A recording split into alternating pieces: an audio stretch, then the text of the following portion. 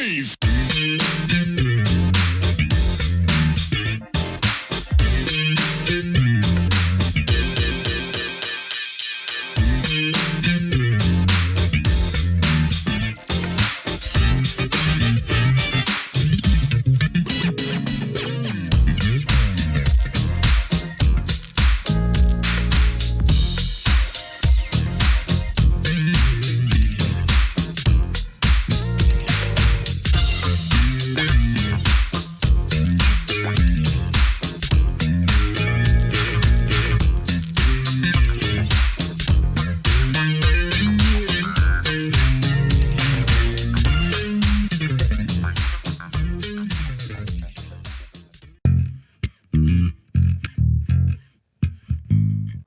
Hey, Funketeers, Bootsy here to bring the Truth and Rhythm family's attention to Funk Not Fight.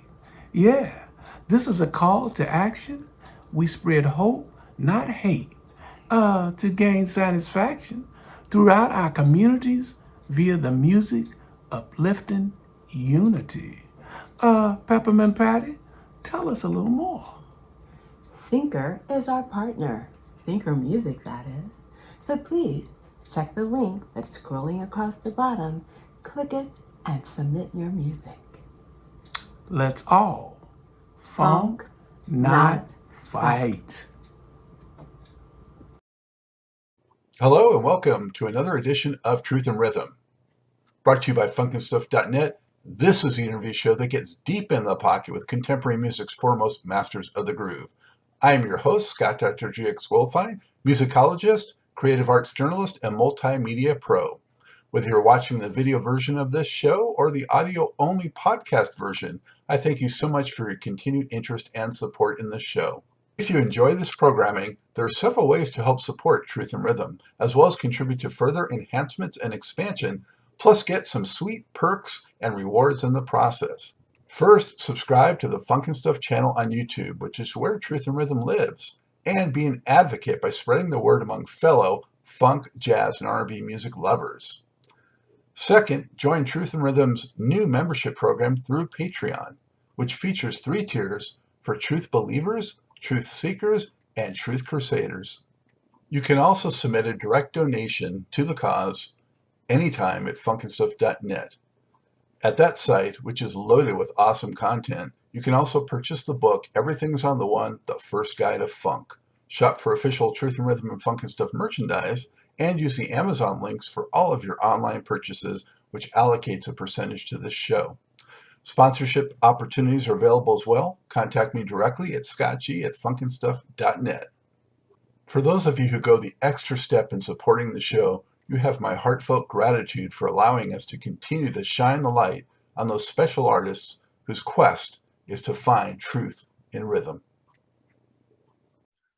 I'm honored to welcome to Truth and Rhythm, jazz, soul, pop, and rock woodwind player, keyboardist, producer, composer, and arranger Larry Williams. A member of the 1970s jazz fusion band Seawind, he branched out to work on hundreds of diverse recordings that included many of music's most famous and talented artists. Those included Quincy Jones, Rufus and Chaka, the Brothers Johnson, Minnie Riperton, Natalie Cole, Patrice, Rushen, Roberta, Flack, George Duke, Earth, Wind and Fire, Joni Mitchell, Michael Jackson, Sheila E., Jody, Watley, Jarreau, Joe Sample, George Benson, Santana, Stevie Nicks, the Crusaders, B.B. King, Ray Charles, Teena Marie, Aretha Franklin, and the list goes on and on. Wow. Larry, thank you so much for joining the show. How are you this evening? Thanks, Scott, for having me. I'm great, man. Good to see you. Good to see you too, Larry. And where are you? Where's your base here? Oh, my base is Laurel Canyon, Los Angeles. So I'm up in the old stomping ground of many. I've been here about close to 20 years now. I would kind of want to live up here, and we're sort of being out of LA, but in it at the same. Obviously, close to everything except the airport, not particularly, but doing less traveling these days. So that's where I am. Yeah. Well, I was out there just a couple of months ago. I hadn't been there in a long time. As we were talking, I'm from there originally, and my sister's out in Camarillo. So I was visiting, not too far from you. No. Yeah. Yep. Up the coast there a little bit. I like Camarillo. Yeah. So thank you again, Larry, for doing this. Much appreciated. I know viewers are going to love it. You've touched so many pieces of great music and projects over the years. It's just unbelievable. We definitely don't have time to get into it all, but hopefully we can at least get into some good stuff in the time that we do have. Absolutely. Looking forward to it. So now you're from Kansas originally, I understand. How and why did you gravitate toward music as you did? So I'm from Overland Park, Kansas, which is a suburb of Kansas City, Kansas, and Missouri. It's, of course, they're together. And my father ended up there, was a musician in childhood, and was always a very good saxophone player. And he became my idol, my hero. And I wanted to be like him. And I have an older brother and younger sister, and we all begged him to play instruments. And, he started me on the clarinet when I was 7, and I not graduated. I took to that well, and then I went to the saxophone, which is really what I wanted to play. I focused, and then the flute, and then the piano came in there because I was dabbling around. And anyway, my father really set me on the course to be able to attain what I've been able to attain, because he was plugged into so many good teachers. He was a fantastic teacher too, and he was like the tenor guy in Kansas City. Played all the shows with everybody coming through, from Tony Bennett to Mancini to car shows. Al Hurt, he would play clarinet, and Al wouldn't travel with Pee Wee Spitalara, and like that. So I grew up all around that. My dad was the saxophone player at the Kansas City Chiefs band for 35 years, and that was church on Sunday, starting in '61 when they moved from Dallas Texans. They were the Dallas Texans, and became the Kansas City Chiefs. So we would go there every Sunday, sub-zero weather. You're literally on a metal mouthpiece. Your mouth might stick to the mouthpiece, and so ridiculously cold. And that's that was life in Kansas City, which is, as you know, a rich tradition, particularly of jazz, with Charlie Parker and Count Basie, etc., Jay McShane, all of that influence. So I was really fortunate to be born. And I say this, I got a passion for it early. I felt like I was a nerdy kid, a little smaller, had acne, all that stuff. I wasn't a great athlete. I was a good baseball player early on. And then clarinet, I became good on it quick, and started winning competitions. Ridiculous competitions in music, but that was the Midwest and our education system. It served me pretty well to get my instruments together, and then it just progressed from there. And I ended up at music school. And Indiana University was the place where I ended up having probably the most impact on me, after like these great teachers my dad set me up with. Like the first chair in the Kansas City Phil was my clarinet teacher. His brother happened to be the first flautist. He taught me flute. My dad sent me probably the most fortuitous decision to this great arranger pianist, because I was screwing around the piano, just messing around. And he said, there's never enough good piano players. Why don't you learn theory and arranging from this guy his name was John Elliott. And he was Pat Metheny and Bob Brookmeyer's teacher, and had a system, counterpoint system, and a whole theory and jazz and classical. And he said, look, you have some facility. After about 3 months, he said, you have a little bit of facility. Why don't we make half the lesson, the classical repertoire, and half of it jazz? I said, sure, whatever you think, John. I mean, I'd heard him play and knew he was a master, and he just really opened up my ears and set me on the path to be able to realize what I was hearing harmonically, but couldn't translate it to instruments. I wasn't one of these guys born with perfect pitch, that it came easy to find stuff. I could read anything pretty early, after 2 or 3 years of playing instruments. I was a good reader, sight reader, whatever, and understood music as my theory. My dad taught me that, but I just didn't have natural ears, and it was so frustrating to me. I had to really work hard to open my ears. I do a lot of transcription of solos, but this teacher showed me how to listen to the music and hear the bass first, which dictates all the harmony, and that became fascinating to me. Voicings and how to place instruments in inside that voicing for whatever ensemble you're working for. What styles and genres were you attracted to early on, say in your late teens? Well, I was playing the classics, which was just a way, of course, of the repertoire on each instrument. I would play the classical stuff would be how I was learning my instruments, right? The written page.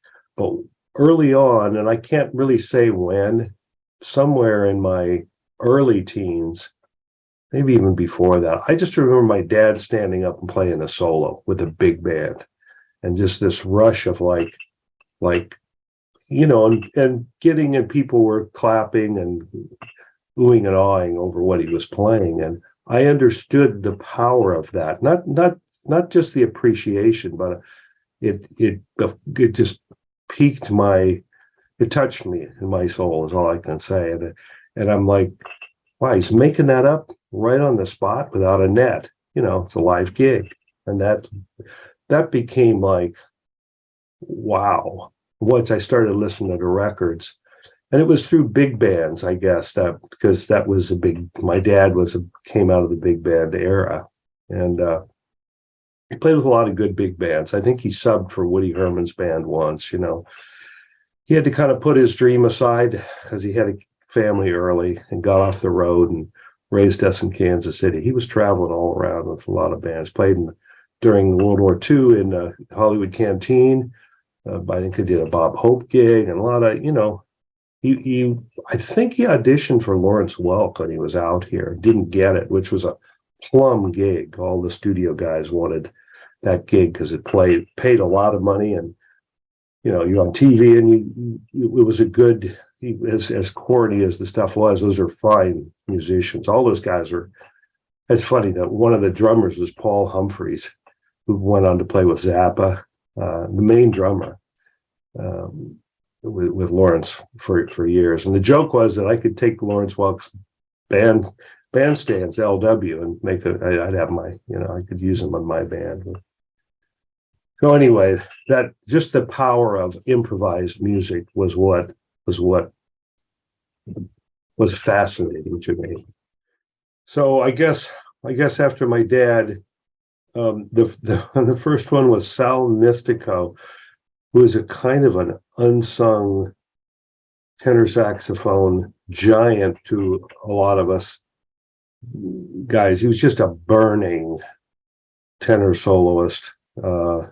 With Woody Herman mostly is where I know him from. I actually saw him play live in a parking lot. They would come to a mall and set up and play in the parking lot, basically outside a mall. Amazing. And we also saw him with Count Basie, a rare gig. And Sal was, anybody interested, YouTube Sal Mystico. Not Sammy Nestico is the great arranger, but Sal just had this articulation thing, rapid fire. Caldonia was just like at warp speed when he would count these things. 1, 2, 1, 2, 3, 4, 5, 6. He would tongue. He just had this amazing thing, and it was just knocked us out. So went from that quickly through the next ones would be Stan Getz, Paul Desmond, the regular ones. And then I got to train in my high school years, John Coltrane, Charlie Parker, of course, along the way. And then by college, it was Joe Henderson and Sonny Rollins, of course. But I was always I mean, Coltrane was the North Star, and then quickly for peers, it became Michael Brecker, who happened to be at Indiana University, where I went to music school. He had been there the year before me. Of course, I'd never heard of Michael Brecker or Randy at that point, but who had already recorded in New York. But I got to school. I was there on a full scholarship, a clarinet scholarship. I played the Mozart concerto to get in, because my dad didn't have money to send me out of state to it was the world's largest music school. And when I got there, before I even started classes, somebody pulled me aside. I was in a practice room, and he said, "Listen to this." And he played a tape of Michael Brecker playing Doxy with a drummer and a piano player, no bass player, for about 10 minutes solo in a room. So this is from the year before. I actually stopped playing.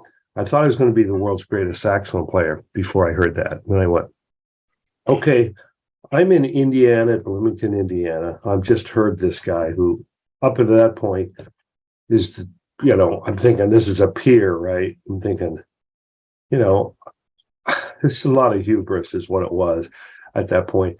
Thinking I could play as well as I was going to be able to play as well as anybody, which is a great thing to have, right? It wasn't necessarily confidence, but I felt this was unlimited what I could do. And I heard this guy, and I stopped playing my instruments for a couple of weeks before school. And I thought, well, I'm never going to attain that. So what am I doing? This is my skewed thinking, but it turned out what I decided was, you know what? I'm going to make playing a lot of instruments at a really high level my thing. It was already kind of what I was doing. I was a pretty good piano player then, and I was a very good clarinet player and saxophone player and flute player. So I just said, I'm going to take this on and play all these instruments. Not a jack of all trades, master of none. I want to master all of them. This is what I attempted to do. So I was there on a woodwinds degree. I ended up studying the double reeds as well, which I didn't continue. It was just too much. And, I played piano in the second band there. I played alto and tenor in the first band, or was it vice versa? I can't remember.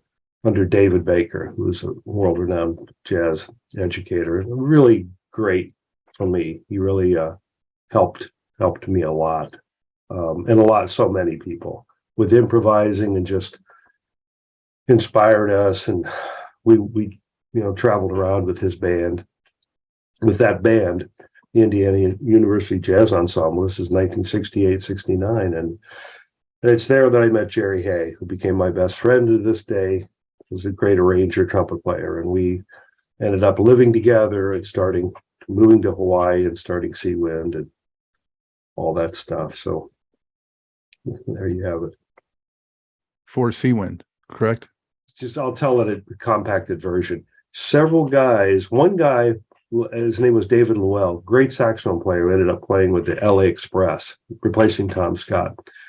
He was in Indiana. He moved to Hawaii. I don't know why. He fell in with this contractor who loved musicians.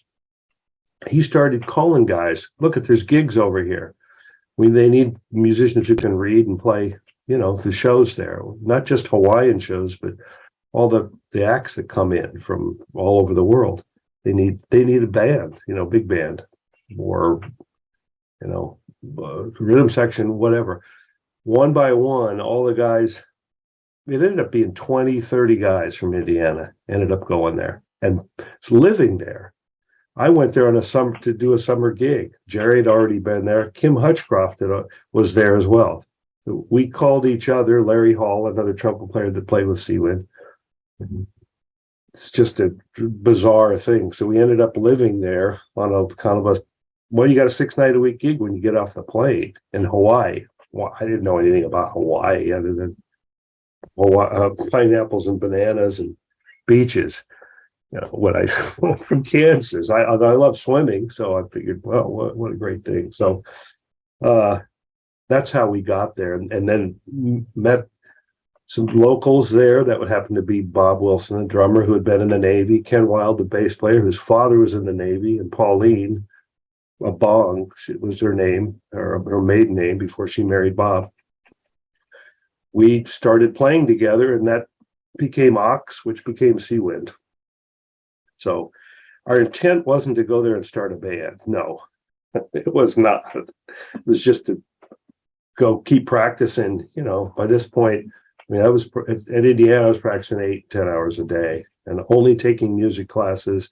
Wasn't interested in the degree, really. And they eventually, after 2 years there, Jerry and I were touring with like in the whole Midwest with Henry Mancini. We played with Glenn Campbell. They took the orchestras from Indiana and Illinois, orchestra big band, and I mean, what a kick. I'm playing piccolo on Baby Elephant Walk with Henry Mancini. Not Tony at that time, Glenn Campbell, Andy Williams. It's like we're getting paid.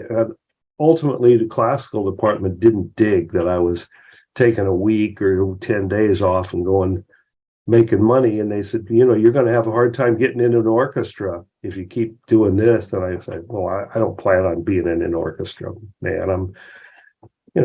I had been making money playing music since I was 10, my brother's band. My dad kind of set us up with charts and everything. We played ballroom dancing. So I knew that I wasn't going to be in an orchestra. It's funny. I was playing in the Indianapolis Symphony as a utility guy, just playing. I played soprano sax on what was that Bizet piece, and played piccolo, played some flute, maybe bass clarinet. I might have played. I'd go up there and do certain concerts, and I really knew I was playing in an orchestra as well for part of my scholarship. They had 12 orchestras there, so it was tremendous training, under conductors, and but I knew I wasn't going to be a classical musician full time. Just was like I was listening to all the stuff that I dug, and that was my passion then, and with that I followed. And that's where I heard rhythm and blues music. James Brown was the first thing I heard, was in Indiana. Happened to be that I was on acid too, so that helped. Because I was a little bit of a snob towards popular music at this point. I was only listening to classical music and jazz, really. That was it. Just had little interest in anything else. Because I was trying to be the best musician in both of those, get my instruments together, really. And it was just this whole world. I went from sort of being the big fish in Kansas, in Overland Park, at my high school. And I left after high school. I actually went to 1 year of New Mexico State. It's a long story I won't get into, where I was really the big fish. They paid me to play solos with the orchestra and the jazz band. I taught high school kids. And I met professors that got me to Indiana there that 1 year. They said, you need to go to this school. You're too good for this place. So that they helped me make that Mozart clarinet concerto, that tape. The piano teacher there, who became the dean of the School of Music in Indiana, helped me do that. So, it's just a series of events, like happen in so many of our lives, just led me one thing to the next. And I don't look at it.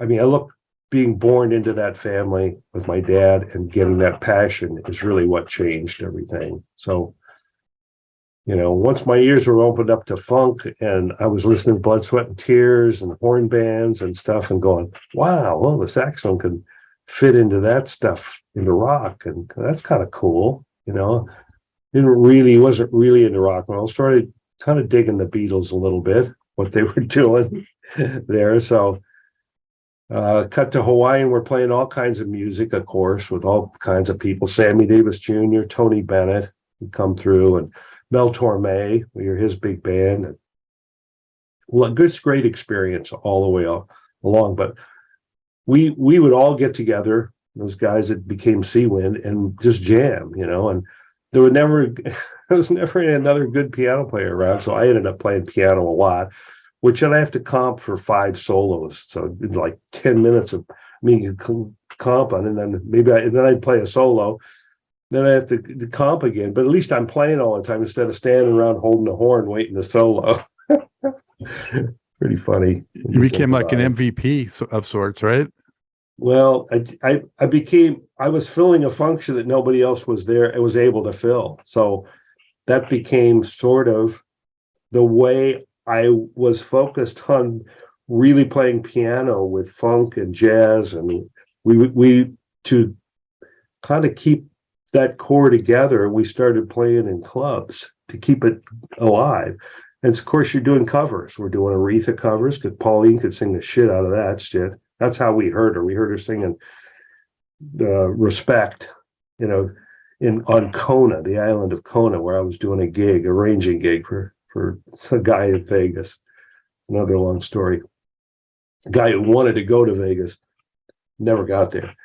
We walk in, Bob and I, and we hear this voice, and we look up, and it's this 4'6" little girl, be gorgeous, and couldn't believe the voice coming out of her. I mean, just slaying Aretha. I mean, Pauline is a magnificent singer. And so we just said, boy, let's see if she wants to be a part of our thing. And she didn't have the jazz pedigree, but she was open to it. And, we could tell she could sing anything, and she could, as it turned out. So that was kind of just fated that there was no original band in Hawaii other than when we started, other than Hawaiiana stuff, it was all, for the tourists, Don Ho and Dick Jensen, and the stuff we played, everything that would come from the mainland there wasn't any jazz there. So it was just such a strange fucking thing that no ukulele involved. No ukes. No ukes, no nukes.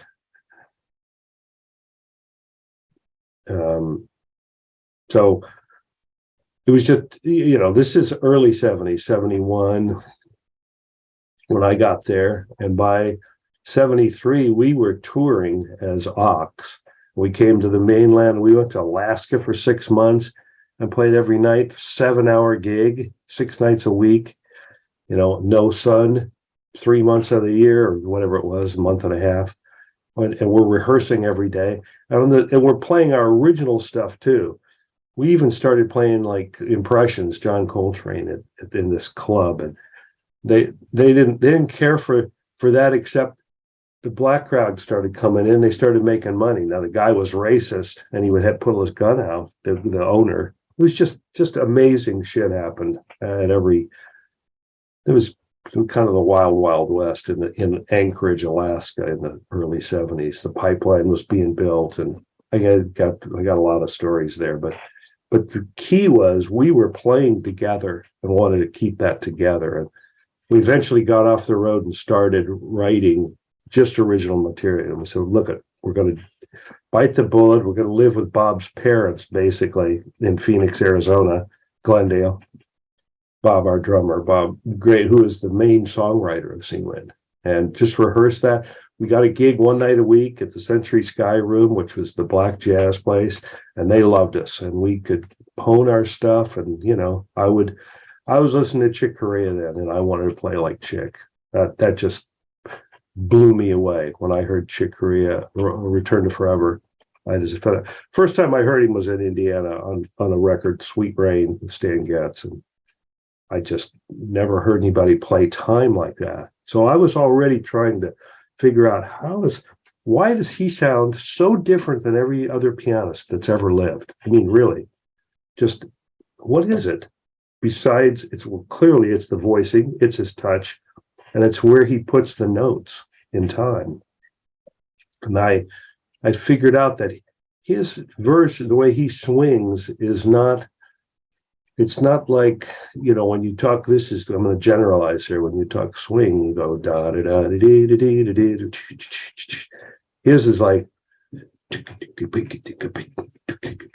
it's sixteenths that I call it squared off. They're more even. They're not machine like, but they're closer to even than da da da da da da with accents that make the swing.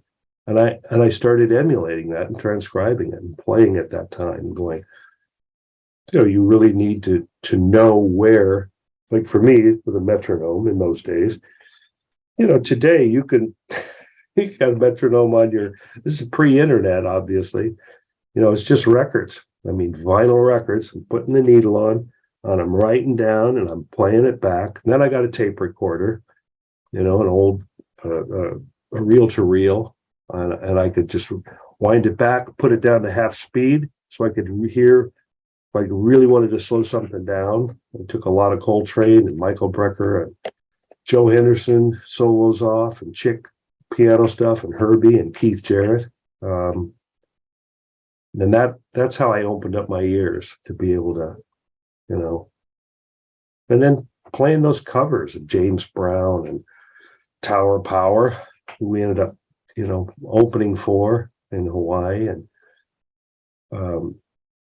so we go back to Hawaii after this time and we're playing our original material and we get a gig, an after hours gig, 5 nights a week there. It might have been 6. And there's nothing like it. And all the musicians would come there and whoever was in town, like Joe Sample stopped in, Jeff McCarl from Steely Dan was in town. As far as Zappa's guys all came in. Tower Power came in. Cannonball Adderley heard us. Billy Cobham,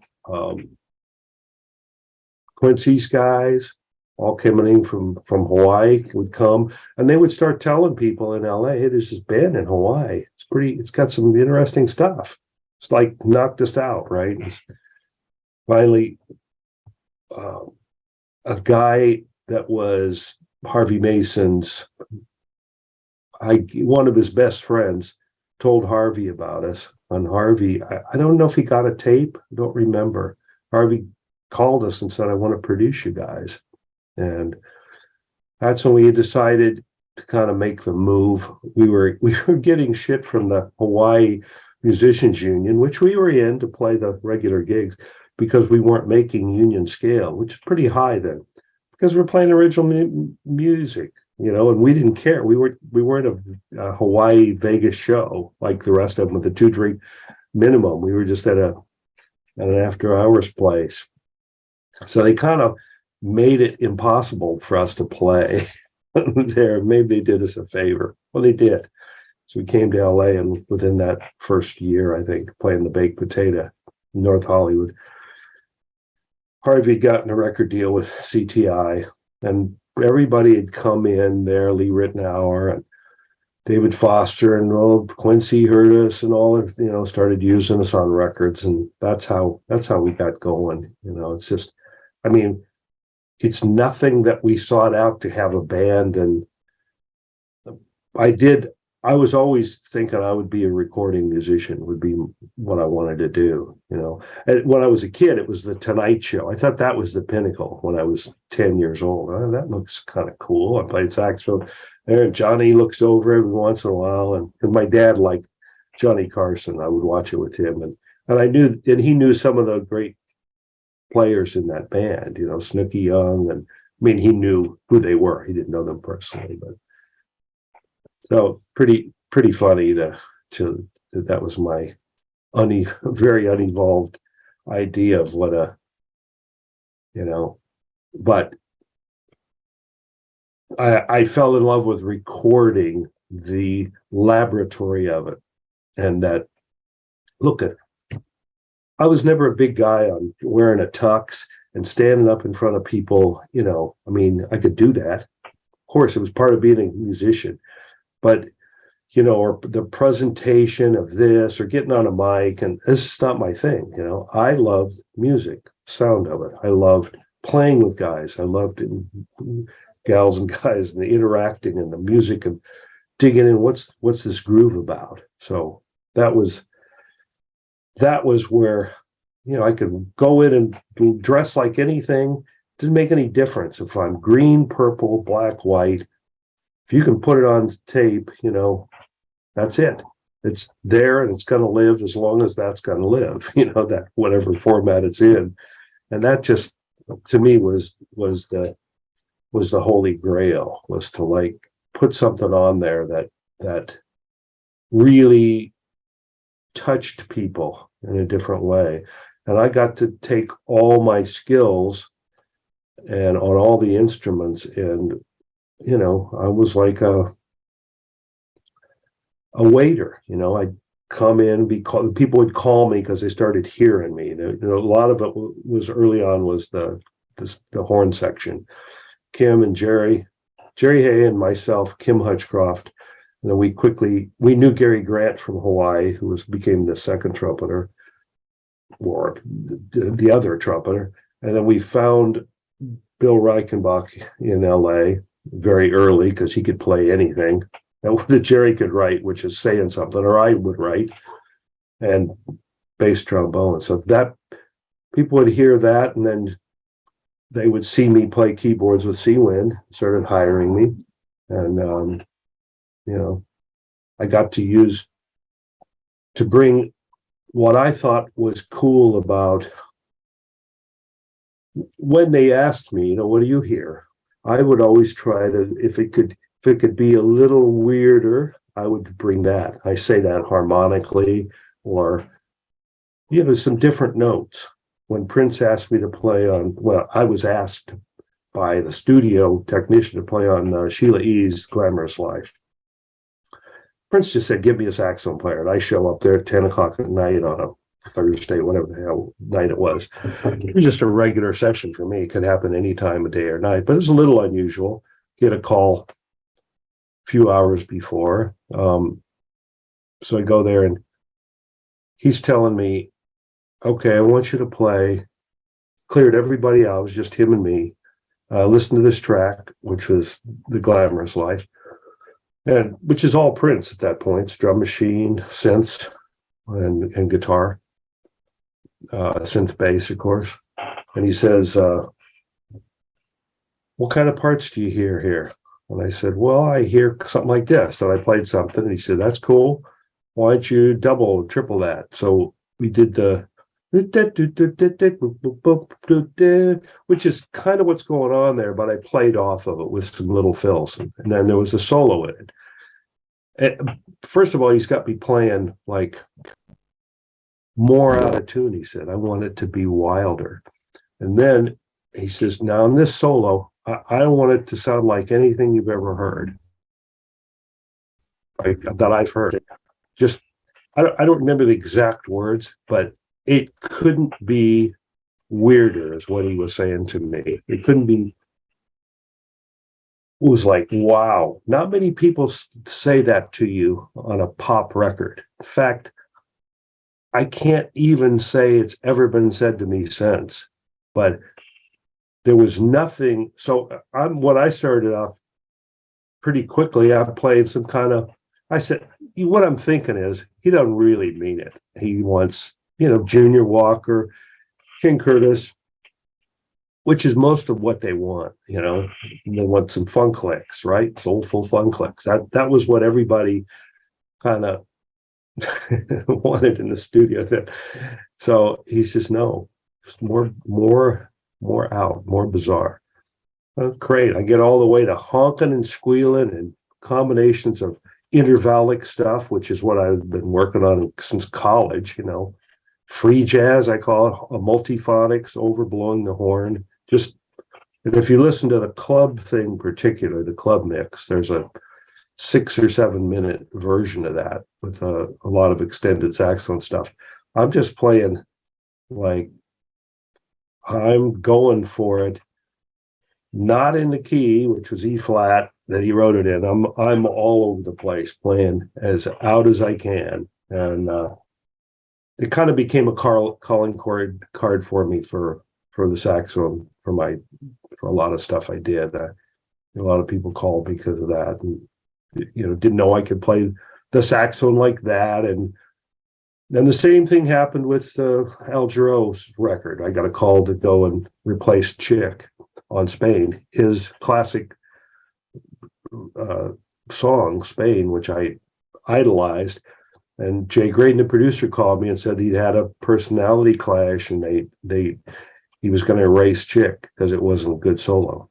And I was like, "Are you sure?" And he said, "Yeah, come over now and play a solo and play the Rhodes part." And that's what I did. And I was like, "Okay, Jay." He had heard me play it with Seawind. We played it for quite a while. And that became a calling card for me on synthesizer and keyboards. Was like, I became a soloist guy that could do that. And then I was also the guy that could do strings and, do programming. And for synthesizers, I got heavily into the synths early on and had all the old analog stuff, No, I was trying to do it all. And, when I look back, it's kind of crazy because... Wait, let me jump in if I could, Larry. Yeah, absolutely. What was your first project with Quincy? First project with Quincy was I heard that, I believe that record, which was 77 or 78, Quincy's record. Now I get them mixed up sometimes. Either the one before or the one after was The Wiz, the soundtrack for that. Now, Quincy had heard us and hired us for that thing was at the first time. One of those two was the first session. So Ease On Down the Road, Ease On Down, Ease On Down, Ease On Bill Down. Reese, yeah. Bow, bow, bow, bow, or slide trumpets that Chuck Finley and Gary played. And that's our section on that. And we did all the horns on that Quincy soundtrack. And so Quincy was knocked out. He had Jerry was his arranger, and Quincy's an arranger too. So he loved the way Jerry voiced stuff, and he liked the precision and the way, the soulfulness of our section and that sound. And that became a big part of Quincy's records for forever, on to the Michael Jackson, which Off the Wall was I believe the next record we did with him, if not the Brothers Johnson Blam, where I played a lot of keyboard stuff too. I'm still proud of that stuff. In fact, Quincy called up Jerry and said, "Hey, we did all the horns on this Brothers Johnson record, Blam. I need a keyboard player because George Duke's my guy, another one of my idols who I learned to play synth from, him and Jan Hammer, but listening. George was on the road, and he said, I can't get George. Who should I get?" Jerry said, "Get Larry." Quincy, I don't think he really heard the band. He heard tapes of us, maybe. He said, "He can play keyboards like that?" Jerry said, "Check him out." And Jerry doesn't do that. If you know Jerry, he doesn't recommend people because they're his friends. So I get in there and it's a lot of Moog solos is what it was, and I could see where it was just stuff George would tear up, so I was on the spot. This is serious groove music, with, I think it was Harvey Mason, Louis Johnson, Thunder Thumbs. The groove was just killing. And I'm thinking Quincy's going to tell me everything to play, and, I'll learn how to play keyboard. That's my favorite album by them, actually. It's a great record. It still holds up. There's stuff on that I laugh at because I hear some mistakes I did that Quincy left on there. He made me feel like, I learned so much about what a great producer should do.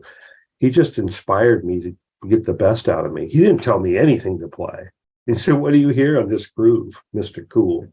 And he ended up giving me some publishing on it, a piece of the song because of a group, the little Moog filter part I came up with. I played, it became part of the groove. Now I thought, well, shit, that's going to happen all the time, and I'll be wealthy, because that's publishing. Not that I really even knew publishing was where the money was at then. Well, it never happened after that. So I thank Quincy to this day just for, to get to play keys and be in the horn section on his records, so it became a thing. He would call me for certain things to play keyboards on, a lot of times to fix stuff after a lot of guys had done it. It's not because I could do it better. He liked the thing that I had, my part of my groove and my concept of sound. I mean, I'm pretty sure he used George Duke again. And I don't ever remember stretching out on any record with Quincy like I got to do on that one. It was just a wrinkle in time, maybe, and that there's some long, was it Soul Patrol, Midnight Soul Patrol? I think I played clarinet on that, saxophone, maybe flute, and those long synthesizer solo. So that's Quincy. I consider him my mentor. How many other musicians typically would be in the studio with you when you were doing that? All that stuff that I was doing. In fact, I don't think I ever did a rhythm section thing with the rhythm section. It was always overdubbing. So there were no other musicians typically, unless somebody was waiting around to come in, maybe a synth guy, another synth guy who had his rig there, like Mike Boddicker, or maybe JR was there because he had done a drum track and was just hanging out. But when the horn section was doing it, there weren't any, musicians around for the most part. It was just Quincy, Bruce Swedian, the studio techs, and maybe Quincy's assistant. And, if Michael, it was Michael's record, it was him. My brothers Johnson were there a lot. Michael was there a lot when we did stuff. Not all the time, but he dug being there. And what about the Rufus records? The Rufus records, were a lot of like when Rod would do a tune, when Rod Temperton wrote a tune, and Quincy let Rod do the song. I mean, Rod was a master arranger too. He would have Jerry do the horn parts after, but he had lines that he wanted. And when I would arrange for Rod, it was the same thing because I became Rod's kind of partner for a good span of years there, where we did Saida's record, we did Patty Austin record, we co-produced that. We did Running Scared, the movie, the soundtrack. The one Herbie record too, Light Me Up. The Herbie record, which is all horns, is all I did, but with that. So, that was what that session was. To say it was a golden era of recording would be, you could even say the 50s were for some guys and the 60s were too. So I don't think, but there was an explosion through the 70s and 70s into the 80s of just, there was just so much recording going on with so many people. There's much more to this great Truth and Rhythm interview. Just continue on to the next part of the episode. Also, be sure to subscribe to this channel. If you've already done so, please share it with friends. And become a member by joining Truth and Rhythm on Patreon or consider donating at funkinstuff.net. Thank you very much.